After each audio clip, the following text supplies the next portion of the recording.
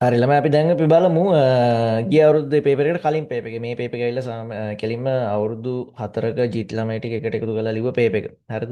2024 කට කලින් 2023 පේපර් එකේ පළවෙනි ප්‍රශ්නේ. මේ ප්‍රශ්නේ කියලා තියෙනවා බලමු මොකක්ද මුලින්ම කියන්නේ කියලා. ශාන් මහතා විද්‍යා ගුරුවරයෙක්ලු එයා අපොස උසස් පෙළ සිසුන්ට ජීව විද්‍යාව උගන්වන්නේ මිශ්‍ර ශුද්‍ර ඉගෙනුම් බ්ලෙන්ඩඩ් මයික්‍රෝ ලර්නින් ප්‍රවේශයක් භාවිතා කරමිනි. ඒ වචනයට බය වෙන්න එපා. ඇත්තටම මේ ප්‍රශ්නෙට ඒ වචනේ අදාළත් නැහැ. කොහොම හරි බ්ලෙන්ඩඩ් මයික්‍රෝ ලර්නින් කියලා කියන්නේ මේ බ්ලෙන්ඩඩ් සාමාන්‍ය අපි බ්ලෙන්ඩ් එකක් පාවිච්චි කරන්නේ මොනවා හරි දෙයක් මික්ස් කරන්නනේ. දැන් මෙතන සිංහලෙන් කියලා තියෙනනේ මිශ්‍ර කියලා. ඒ කියන්නේ අර කම්පියුටර්ස් පාවිච්චි කරලා අර ඩිජිටල් විදියට ඒ ෆැසිලිටිස් ටිකත් පාවිච්චි කරන අතරේ සාමාන්‍ය රෙගියුලර් නෝමල් විදියට මේ පොත්පත් පාවිච්චි කරලා සාමාන්‍ය යන විදිය ওই විදි දෙකම මික්ස් කරගෙන වැඩ කරනවා කියලා තමයි මේ මෙතන කියන්නේ. හරිද? මේ වචනේ ඇත්තටම බය වෙන්න ඕනේ නැහැ. මේ වචනේ දැනන් ඉන්න ඕනේ නැහැ මේ ප්‍රශ්නෙට. ඉතින් වචනේ දැක්ක ගමන් ප්‍රශ්න අතරින් දෙපා. ඔහුගේ ඉගැන්වීම සඳහා ඔහුගේම ඩිජිටල් අන්තර්ගතයන් කියන්නේ යාම වීඩියෝ හදන සීන් එකක් යන්නේ. ඉතින් වීඩියෝ නිර්මාණය කිරීමට ඔහුට අවශ්‍ය වේ. මේ සඳහා පරිගණකයක් සහ වීඩියෝ කැමරාව මිලදී ගැනීමට ඔහු අදහස් කරයි. නමුත් වීඩියෝ සංස්කරණය සඳහා සුදුසු ඩෙස්ක්ටොප් පරිගණකයක් සඳහා නිවැරදි පිරිවිතර ගැන ඔහුට අදහසක් නැත. පිරිවිතර කියලා කියන්නේ දැන් අපි කම්පියුටර් එකක් ගන්න කලින් බලන්න ඕනේ නේද? බලන්න ඕනේ ප්‍රොසෙසර් එක මොකද්ද, RAM එක මොකද්ද, මෙමරි ටයිප් එක, හાર્ඩ් ඩිස්ක් එක මොකද්ද, හાર્ඩ් ඩිස්ක් එකේ ඉඩ කොච්චරක් තියෙනවද ඔන්නවා අපි බලන්න ඕනේ. ඒවා තමයි පිරිවිතර කියලා කියන්නේ. කොමර කියනවා ශාන් මහතා තම මිතුරෙකුගෙන් ඉල්ලා සිටියේ ඔහුට ඩෙස්ක්ටොප් පරිගණකයක් මිලදී ගැනීමට උදව් කරන ලෙසයි. මිතුරා ඔහුට ඩෙස්ක්ටොප් පරිගණකයක් සඳහා පහත දක්වා ඇති පිරිවිතර 3ක් ලබා දී එකක් තෝරා ගන්නා ලෙස ඉල්ලා සිටියේ. දැන් ඔහුට ඩෙස්ක්ටොප් පරිගණකයක් සඳහා නිවැරදි පිරිවිතර තේරීමට ඔබේ සහාය අවශ්‍ය වී ඇත. හරිද? ඉතින් ඔන්න පිරිවිතර සෙට් එකක් තියෙනවා. ප්‍රොසෙස් එක පළවෙනි මේ කියන්නේ කම්පියුටර්ස් තුනක් ඉතින්. පළවෙනි කම්පියුටර් එක, දෙවෙනි කම්පියුටර් එක, තුන්වෙනි කම්පියුටර් එක. පළවෙනි කම්පියුටර් එක ගත්තම Intel ලගේ i5 එකක් තියෙන්නේ 3rd generation එකේ. RAM එක 4GB ලු, RAM එක DDR3 ලු. මම මේ ඔක්කොම ඔයාලට පොඩ්ඩක් idea එකක් දෙන්නම් මොනවද මේ කියන්නේ කියලා.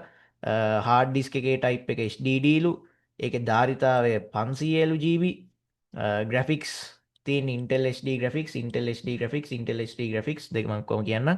මෙහිම පද්ධතිය තියෙනවා. තිරේ ප්‍රමාණය. මේ මොනිටර් එකේ ප්‍රමාණයක් දීලා තියෙනවා. හරිද? මුලින් මම පොඩි එක්ස්ප්ලেইন කරන්න මොනවද මේ කියන්නේ කියලා. හරිද? කෙටියෙන් ඈ. ප්‍රොසෙස් එක තමයි අපි කම්පියුටර් එකක් ගද්දි බලන්න ඕන වැදගත්ම දේ. දැන් ඔයාට උනත් කවදා හරි දවසක ඔයා මොන පැත්තෙන් ගියත් කම්පියුටර් එකක් ලැප්ටොප් එකක් ඕන වෙනවනේ ගන්න. ඒතකොට ඔයා අනිවාර්යයෙන්ම බලන්න ඕනේ ප්‍රොසෙස් එක මොකක්ද කියලා. ප්‍රොසෙස් කියලා කියන්නේ සිංහලෙන් මේ කියලා තියෙන්නේ සකසනය කියලා. ඒ කියන්නේ අපේ කම්පියුටර් එක ඇතුලේ අපි මොන දේ කරත් ඒක කම්පියුටර් එක ඇතුලෙන් සකස් කරලා දෙන්න ඕනේ. සකස් කරලා දෙන්නේ මෙන්න මේ ප්‍රොසෙස් කියන එක්කෙනා. ප්‍රොසෙස් කියන අයිටම් එක. ඉතින් මේ ප්‍රොසෙස් කියන අයිටම් එක හොඳ අයිටම් එකක් වෙන්න ඕනේ. හරිද? ඉතින් මේ ප්‍රොසෙසර්ස් ගන්න කම්පැනිස් තියෙනවා. ප්‍රසිද්ධ කම්පැනි එක තමයි Intel කියලා කියන්නේ. තව කම්පැනිස් තියෙනවා. තව AMD කියලා තියෙනවා. හරිද? Apple කම්පියුටර්ස් වල Apple එයාලගේම chipset එකක් ගහන්නේ. එයාලගේම processors. ඉතින් ඒ විදිහට මේ Intel set එකක් තමයි තුනේම තියෙන්නේ. අවුලක් නැහැ හින්දා. Intel set එකක් තියෙන. හැබැයි අපි බලන්න ඕන අනිත් කෑල්ල. දැන් මේක i5, මේක i3, මේක i5. කොහොමත් නම දැක්කමත් අපිට හිතා ගන්න පුළුවන් i3 එකට වඩා i5 එක හොඳයි. i5 එකට පස්සේ දැන් i7 තියෙනවා. i7 එක ඊට වඩා හොඳයි. i7 එකට පස්සේ දැන් i9 තියෙනවා. i9 එක ඊට වඩා හොඳයි. හරිද? ඉතින් මේ විදිහට අර නම දැක්කම ඔයාලට අඳුර ගන්න පුළුවන්. හරිද? ඊට පස්සේ කියනවා ඊට පස්සේ යටින් තියෙන එක ගත්තම ඒකත් ප්‍රොසෙස් එක ගැනමයි තියෙන්නේ. දැන් උඩින් තිබ්බේ ප්‍රොසෙස් එක මොකක්ද කියලා යටින් තියෙන්නේ ප්‍රොසෙස් එකේ පරම්පරාව මොකක්ද කියලා. හරිද? ඒ කියන්නේ මෙහෙමයි. හරිද? මොන අපි මෙහෙම හිතුවා දැනට මේ මම මේ සරලව කියන වලට මෙලෝදියක් දන්නේ නැත්නම් තේරුම් ගන්න පුළුවන් ලෙවල් එකට මම මේ කියන්නේ. i5 කියන එක i3 එකට වඩා හොඳයි කියන එක ඔයාලට තේරෙනවනේ නමින්ම. හැබැයි මෙහෙම දෙයක් තියෙනවා. මේ i5 කියන process එක අපි හිතමු හදන්නේ අවුරුදු 10කට කලින් කියලා මම මේ ඔක්කොම නිකන් එක්සැම්පල් වලට කියන්නේ හරිම දේවල් ටික නෙමෙයි. ඒතර මේ i5 එක හදන්නේ අවුරුදු 10කට කලින් කියලා හිතන්නකෝ. හැබැයි අදටත් i5 හදනවා ඈ. අදටත් i5 හදනවා අවුරුදු 10කට කලිනුත් i5 එක හැදුවා. i3 එකත් එහෙමයි. අවුරුදු 10ට කලිනුත් i3 හැදුවා. අදටත් i3 හදනවා. හරිද? එතකොට අවුරුදු 10කට කලින් හදපු i5 එකට වඩා මේ අවුරුද්දේ හදන i5 එක අනිවාර්යයෙන්ම හොඳ වෙන්න බෑ. ඒ වගේම තමයි අවුරුදු 10කට කලින් හදපු i3 එකට වඩා මේ අවුරුද්දේ i3 එක හොඳ වෙන්න ඕනේ. දැන් මම මෙහෙම ප්‍රශ්නයක් අහනවා. ඔයාට සෙට් වෙනවා CPU දෙකක් තෝරගන්න. හරිද? CPU දෙකක් තෝරගන්න සෙට් වෙනවා.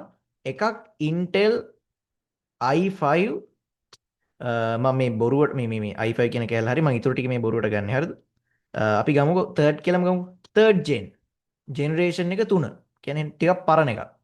දැන් මේ වෙදි 14 වෙනකම්ම තියෙනවා.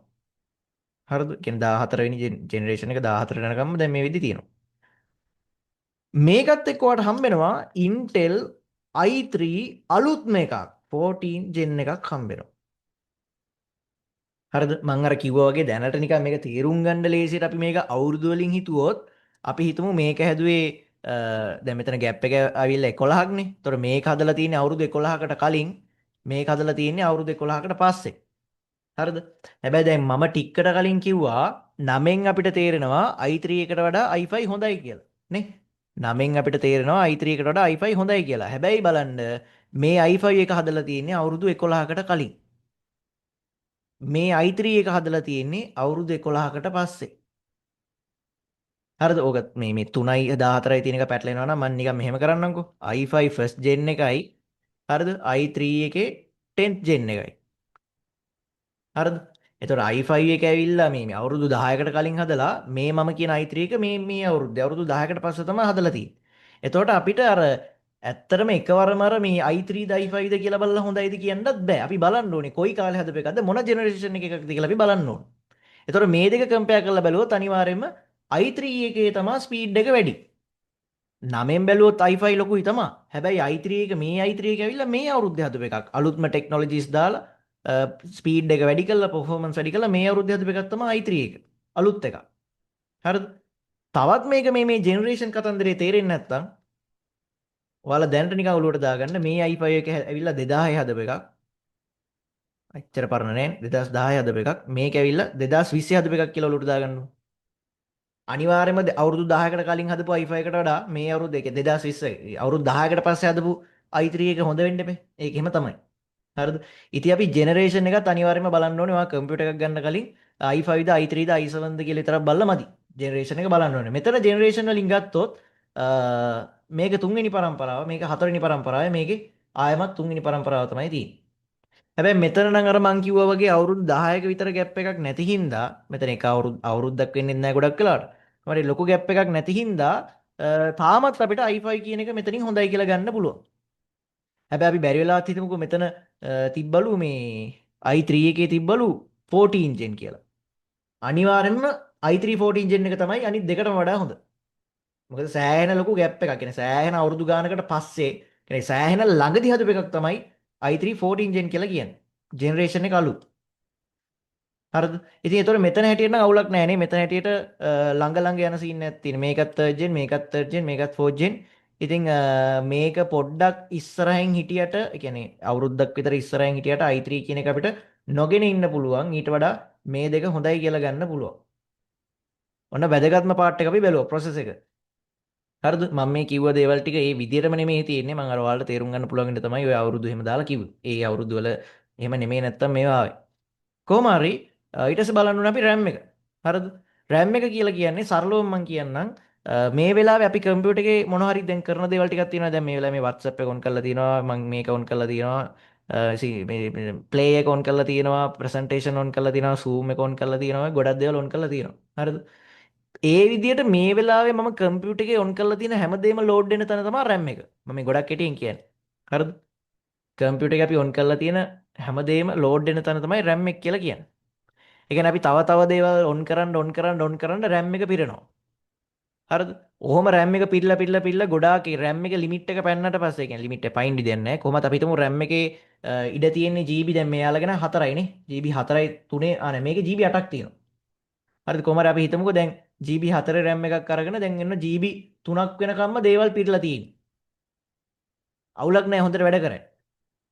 අපි හිතමු GB 4ක් තියෙන RAM එකෙන් GB 3මාරක් 3.8ක් වගේ පිරීලා. අන්න ඔයාලට තේරෙන්න ගන්නවා කම්පියුටර් එක පොඩ්ඩක් ස්ලෝ වෙනවා කියලා.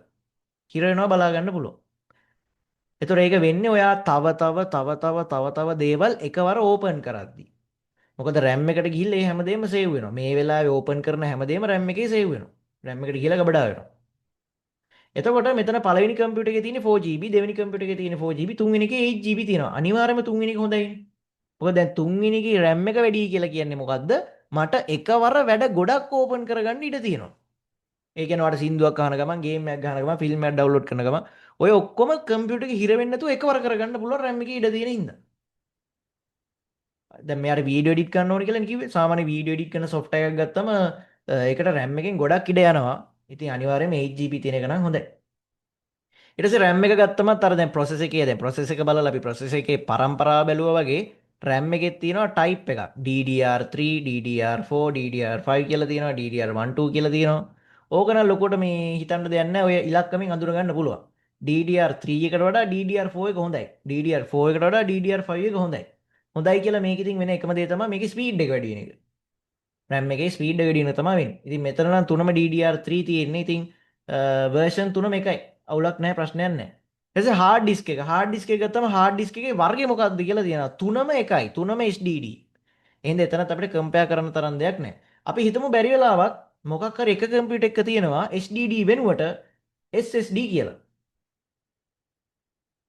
අනිවාර්යයෙන්ම SSD කියන එක තමයි අපි තෝරගන්න ඕනේ. මොකද HDD කියන වර්ගයට වඩා SSD කියන වර්ගේ ස්පීඩ් එක ගොඩක් වැඩි. ඒ කියන්නේ අපි දැන් අර මොකක් හරි software එකක් open කරපු ගමන් ඒක on වෙන්න යන වෙලාව තියෙන්නේ. ඒක on වෙන්න යන වෙලාව ගොඩක් අඩුයි තියෙන්නේ SSD එකක් නම්. ඒ කියන්නේ හරි ඉක්මනට open වෙනවා. අපි කම්පියුටර් එක on කරාට පස්සේ අර HP ද Dell ද Asus ද කියලා පෙන්නලා ඊට පස්සේ Windows එක logo එක ඇවිල්ලා කැරකිලා welcome කියලා ඇවිල්ලා එන්න යම්කිසි වෙලාවක් යනවානේ. ඔය වෙලාවෙම සෑහෙන්න අඩු වෙනවා තියෙන්නේ SSD එකක් නම්. දැන් මෙතන නම් අපිට බය වෙන්න දෙයක් නැහැ. තුනේම HDD තියෙන. ඉතින් තුනේම අවුලක් නැහැ. එතකොට ඉතින් අපිට කම්පෙයාර් කරන්න තරම් දෙයක් නැහැ. ඊට පස්සේ ධාරිතාවය. අපේ hard disk එකේ ධාරිතාවය කොච්චර data ප්‍රමාණයක් දාලා තියාගන්න පුළුවන්ද කියලා ගත්තොත් මේක GB 500යි, මේක GB 320යි, මේක GB 500යි. මේක නම් ගන්න දෙයක් නැහැ නේ. මේකේ process එකත් අවුල්, RAM එකත් මදි, hard එකේ ඉඩත් නැහැ. දැන් මෙයා වීඩියෝ එඩිට් කරන්නේ නැහැ නේ. ඒතකොට වීඩියෝ එකක් එඩිට් කරනවා කියන්නේ දැන් ওই වීඩියෝ එකක් එඩිට් කළා ඒක එළියට අරගත්තට පස්සේ සාමාන්‍යයෙන් සෑහෙන ලොකු ගාණක් එනවා size එක. ඒතර hard disk එකේ අනිවාර්යයෙන්ම ඉඩ තියෙන්න ඕන. ඊට පස්සේ graphic කියලා එකක් තියෙනවා. graphics කියලා දෙයක් තියෙනවා. මේකට මම මෙතනදී ලොකුවට කියන්න යන්නේ නැහැ. කෙටියෙන් මෙහෙම කියන්නම්. වෙනම අපේ කම්පියුටර් එකේ කියලා කාඩ් එක, graphic card එකක් තියෙනවා. ওই graphic card එක උදව් වෙන්නේ අපේ කම්පියුටර් එකේ තියෙන graphics සම්බන්ධයෙන්. graphics කියලා කියන්නේ දැන් අපි මේ කම්පියුටර් එකේ අනම්මනම් කරද්දී අපිට රූප, ඊට පස්සේ වීඩියෝ වගේ දේවල් දැන් ඒවනේ අපිට පේන්නේ දැන්. අපි ගේම් එකක් ගැහුවොත් එතන තියෙන්නේ නිකන් වීඩියෝ එකක් වගේ අපිට ඒක පෙන්වනවනේ ලස්සනට. graphic card කියන එකෙන් manage කරන්න ඔන්න ඔය part එක. ඒ කියන්නේ ඔයාගේ graphic card එක හොඳයි නම් ඔයාට හෙන ලස්සන වීඩියෝ එකක් බලා ගන්න පුළුවන් ගේම් එක. ඔයාලා ඕන තරම් දැකලා ඇති YouTube වීඩියෝ වල එහෙම මේ දැන් ගේම්ස් තියෙනවා නිකන් හරියන්නේ ඇත්ත වගේ. ගේම් එකක්ද එහෙම නැත්නම් ෆිල්ම් එකක් බලනවාද කියලා හිතා ගන්න බැරි ලෙවල් එකේ ගේම්ස් තියෙනවා. ඒ වගේ ගේම්ස් ගන්න හොඳ ලොකු ග්‍රැෆික් කාඩ් එකක් ඕනේ. හරිද? හොරේ මෙතනදිත් ඒක අපිට ලොකුවට හිතන්න දෙයක් නැහැ. මොකද තුනේම තියෙන එකම જાතියේ graphics. Intel graphics, Intel graphics, Intel graphics. එතන ප්‍රශ්නයක් නැහැ. මේක ගැන කතා කරන්නත් ලොකුවට තියෙනවා. graphics ගැන එච්චර ලොකුවට වලට ඕන වෙන්නේ නැහැ. කොහමරි මෙතන ගත්තොත් මෙතනට ඒක අදාළ වෙන්නේ නැහැ. මොකද තුනේම තියෙන එකම graphics ඉඳලා. ඊට පස්සේ මෙහෙයුම් පද්ධතිය. මෙහෙයුම් පද්ධතිය කියලා කියන්නේ ඔයාලා දැකලා ඇති කම්පියුටර් පාවිච්චි කරනවා නම් Windows 10 Windows 11 කී තියෙනවා. දැන් මේ මගේ නම් මේ දාලා තියෙන Windows 11 එක. Windows 11 එක තාමත් ගොඩක් කම්පියුටර්ස් වල Windows 10 පාවිච්චි කරනවා. කොහොම හරි ඒක හොඳ වෙන තරමට හොඳයි. වැඩේ කියන්නේ මෙතන අපිට ඒක හිතන්න දෙයක්වත් නැහැ. මොකද තුනේම දාලා තියෙන්නේ එකම ඔපරේටින් සිස්ටම් එක. අවුලක්ම නැහැ. තිරේ සයිස් එක මේක අඟල් 20යි, මේක අඟල් 19යි, මේක අඟල් 22යි. අනිවාර්යයෙන්ම මේක හොඳයි. මෙයා වීඩියෝ එඩිට් කරන්න යන්නේ. ඒතකොට ඒක හොඳ ලොකුවට පේන්න තියෙන්න ඕනේ. වීඩියෝ එකේ කෑල්ලෙන් කෑල්ල එඩිට් කරන්න ලොකුවට තියෙන එක හොඳයි. තේරුණාද? හරි. ඉතින් දැන් මේ විදිහ ඔය පිරිවිතර ටික බැලුවට පස්සේ අපිට ගැලපෙන කම්පියුටර් එක අපි තෝරගෙනත් ඉවරයි. කොහොම හරි බලමු. ප්‍රශ්න වලින් ඔක අහනවා අපි බලමු. වීඩියෝ සංස්කරණය සඳහා යෝග්‍ය ඩෙස්ක්ටොප් පරිගණකයක් සඳහා ඔබ සලකා බලන සාධක මොනවද කියලා අහනවා. වීඩියෝ සංස්කරණය කරන්න හිතාගෙනම කම්පියුටර් එකක් ගන්නවා නම් ඔයා මොනවද බලන්න ඕනි කියලා අහනවා. දැන් අපි බලමු උත්තර ටික. ඕකේ මම කියන මේ මෙන්න බලන්න. සකසනේ කිව්වර process එක. දැන් මම කිව්වා නේද process එක හොඳට තියෙන්න ඕනේ. මොකද කම්පියුටර් එක ඇතුලේ හැමදේම සකස් කරන්නේ මෙයා. අනිවාර්යෙන්ම අපි මුලින්ම බලන්න ඕනේ process එක මොකක්ද කියලා. ඊට පස්සේ සකසනේ පරම්පරාව මං කිව්වේ. අපි process එක මොකක්ද කියලා විතරක් බලලාමදි පරම්පරාව බලන්නත් ඕනේ. i3 එකට වඩා i5 හොඳයි කියලා i5 ගත්තට වැඩක් නැහැ. ඒ i5 එක අවුරුදු 10කට කලින් හදපු එකක් නක්. ඊට වඩා හොඳයි අවුරුදු 10කට පස්සේ හදපු i3 එක. අන්න ඒ විදිහට පරම්පරාව අපි බලන්නත් ඕනේ. ඊට පස්සේ RAM එක බලන්න ඕනේ කියලා මං කිව්වා නේද? මොකද වීඩියෝ එඩිට් කරන්න අපිට පොඩ්ඩක් වැඩිපුර RAM එකක් වැඩිපුර ඉඩ ප්‍රමාණයක් ඕනේ RAM එකේ. ඒක බලන්නත් ඕනේ. ඊට පස්සේ මතක වර්ගය අර DDR4ද DDR5ද කියලා බලන්න ඕනේ. මං කිව්වේ DDR5 එක වඩාත් සුදුසුයිලු. ඇයි ඒකේ ස්පීඩ් එක වැඩි. ඊට පස්සේ බලන්න ඕනේ හાર્ඩ් එකේ ස්පේස් එක බලන්න ඕනේ. හાર્ඩ් එකේ වර්ගය බලන්න ඕනේ. මේ තියෙන්නේ SSD කියන එක හොඳයි කියලා මං කිව්වනේ දෙක ස්පීඩ් හින්දා. ඉතින් SSD එකක්ද තියෙන්නේ hard එහෙම නැත්නම් නිකන් normal HDD එකක්ද තියෙන්නේ පරණ SSD එකක්ද තියෙන්නේ කියලා පොඩ්ඩක් අපි check කරලා බලන්න ඕනේ. ඒත් එක්කම වැඩි ධාරිතාවයක් තියෙනවද කියලා අපි බලන්නත් ඕනේ. මොකද වීඩියෝ එඩිට් කරලා ඒව සේව් කරන්න හොඳට ඉඩ තියෙන්න ඕනේ. ඊට පස්සේ මෙන්න මං අර කිව්ව graphic card පත තියෙනවා. දැන් වීඩියෝ එඩිට් කරනවා කියන්නේම තනිකර හොඳට graphic ඕනේ. graphic card එක ඕනෙමයි. හරිද? graphic card එකක් තියෙන්න ඕනේ. තියෙන්න ඕනෙමයි කියලාත් නෑ. graphic card එකක් නැතුව ඔය පොඩි පොඩියට කරගන්නත් පුළුවන් අවුලක් නෑ. මං ඒකයි කිව්වේ මේක ටිකක් ලොකු මාතෘකාවක්. ඔයාලගේ දැනට ඔළුවේ තියාගන්න මේ ඔය ගේම්ස් ගහන්න, එතකොට වීඩියෝ හදන්න, ෆොටෝ එඩිට් කරන්න වගේ ඔය ලොකු ලොකු අර ක්වොලිටි වැඩ, ක්වොලිටියට පේන්න ඕන වැඩ, කියන්නේ ක්වොලිටි දැන් ෆොටෝ එඩිට් කරද්දී එහෙම ක්වොලිටි ඉමේජ් අපි හදන්න ඕනේ. ඒ වගේ අර ක්වොලිටි එක සම්බන්ධයෙන් තීරණය ගද්දී අපිට ග්‍රැෆික් කාඩ් එකක් හොඳට තියෙන්න ඕනේ. හරිද? ඉතින් ග්‍රැෆික් කාඩ් ගැන අපි බලන්න ඕනේ. ඊට පස්සේ මෙහෙයුම් පද්ධතිය අපි බලන්න ඕනේ. මෙහෙයුම් පද්ධතිය හොඳ අලුත් අප්ඩේටඩ් එකක්ද තියෙන්නේ. පරණ එකක් තිබ්බොත් සමහර softwares එහෙම run වෙන්නේ නැහැ. ඉතින් ඒක බලන්න ඕනේ. ඊට පස්සේ අපි ඩිස්ප්ලේ එකේ size එකත් ඉතින් බලන්න ඕනේ. දැන් වීඩියෝ එඩිට් කරන කෙනෙක්ට නම් අනිවාර්යයෙන්ම ඩිස්ප්ලේ එක ටිකක් ලොකුවට ඕනේ ඉතින්. වීඩියෝ එකේ කෑල්ලෙන් කෑල්ල බල බල zoom කර කර හදන්න බෑ. පොඩි ඩිස්ප්ලේ එකකින් කරගන්න අමාරුයි. ඉතින් ওই ටික ඔයාලට මම කිව්ව විදිහට සාධක ටික ලියලා දාන්න තියෙන්නේ. වීඩියෝ එඩිට් කරන මේ දේවල් ටික ඕනේ කියලා. ඊට පස්සේ කියනවා ලබා දී ඇති පිරිවිතර තුනෙන් එකක් තෝරා ඔබේ පිළිතුර සාධාරණීකරණය කරන්නලු. හරිද? ඔයාලට පුළුවන් මේ තුනෙන් එකක් අපි තෝරලා ඉවරයිනේ. අපි තෝරගත්ත තුන්වෙනි එක තමයි ගැලපෙන්නේ. තුන්වෙනි එක ඔයාලා තෝරගෙන ඊට පස්සේ ඉතින් ඔයාලට කියන්න තියෙන්නේ මේ ඇයි ඒක ඔයා තෝරගත්තේ කියලා ඔයාලට කියන්න පුළුවන්. RAM එක වැඩිනේ. RAM එක අනිත් ඔක්කොටම වඩා වැඩි. ඊට පස්සේ කියන්න පුළුවන් process එක පිරිවිතර දෙකේකට වඩා හොඳයි. ඊට පස්සේ ඔයාලට කියන්න පුළුවන් පිරිවිතර දෙකේකට වඩා හાર્ඩ් එකේ ස්පේස් එක වැඩි. මේකේ ස්ක්‍රීන් එකේ සයිස් එක වැඩි. ඔන්න ඔය දේවල් ටික කියන්න පුළුවන් සාධාරණීකරණය කරන්න හේතු විදියට.